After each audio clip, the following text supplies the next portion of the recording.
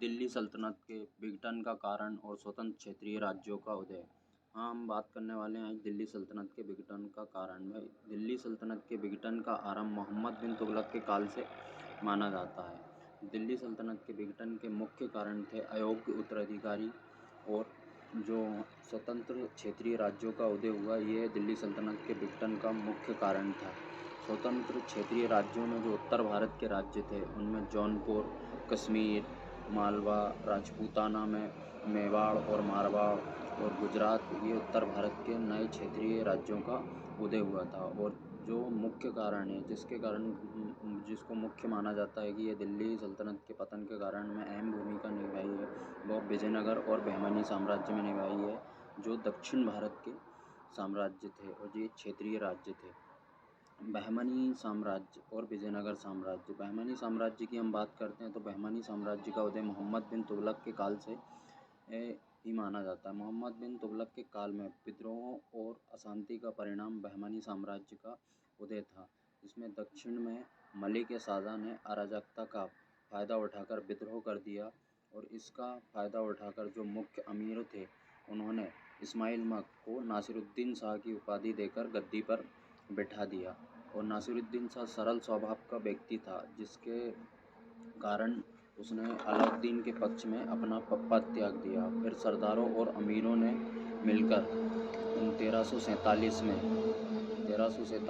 जफ़र खां और अलाउद्दीन हसन बहमन गंगू को गद्दी पर बैठा दिया। इस तरह बहमनी साम्राज्य की स्थापना अलाउद्दीन बहमन शाह अर्थात हसन गंगू या जफ़र खां ने बहमनी साम्राज्य की नींव डाली। अब हम सबसे महत्वपूर्ण बात करने वाले हैं विजयनगर साम्राज्य के बारे में। तो विजयनगर साम्राज्य की स्थापना 1336 में हरिहर और बुक्का ने की थी।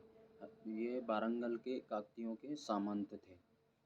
इसमें तुगलकों ने काकतियों पर आक्रमण कर दिया तो ये यहाँ पे कंपिल्य और आनेगोंडी में आकर बस गए और दोनों भाइयों ने कंपिली और आनेगोंडी वर्तमान कर्नाटक में यहाँ पे अपना क्षेत्र शासन चलाया।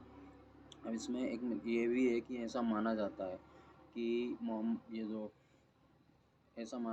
कि मोहम्मद बिन तुगलक के एक विरोधी को हरिहर और बुक्का ने शरण दी, जिसके कारण मोहम्मद बिन तुगलक ने कंपिली और आनेगोंडी पर आक्रमण कर दिया, जिसमें हरिहर और बुक्का को बंदी बनाकर दिल्ली ले जाया गया और वहाँ उनको इस्लाम धर्म स्वीकार करवाया गया। और इसके पश्चात इस्लाम धर्म स्वीकार करने के पश्चात उनको दक्षिण भारत भेजा गया, जो विद्रोह हो रहे हैं उनको दबाने के लिए।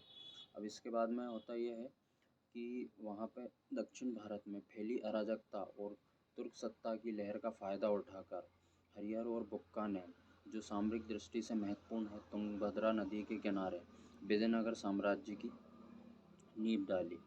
अब इसके बाद में यह होता है कि इन्होंने अपने पिता की स्मृति में हरिहर और बुक्का ने संगम वंश की नींव डाली। संगम वंश की नींव डालने के पश्चात इन्होंने विद्यारण्य की शिक्षा में इस्लाम धर्म को त्याग कर पुनः हिंदू धर्म को ग्रहण कर लिया। इसके पश्चात विजयनगर साम्राज्य ने अपनी कई राजधानियाँ बदली हैं, जिनमें आनेगोंडी, विजयनगर वर्तमान हम्पी और पेनकोंडा, चंद्रगिरी। विजयनगर का वर्तमान नाम हम्पी या हस्तिनावती है। विजयनगर साम्राज्य के अंतर्गत 4 वंशों ने शासन किया, जिनमें संगम वंश, सालुब वंश, तुलुप वंश और अराविडो वंश। इन्होंने मिलकर 300 वर्षों तक विजयनगर साम्राज्य पर शासन किया।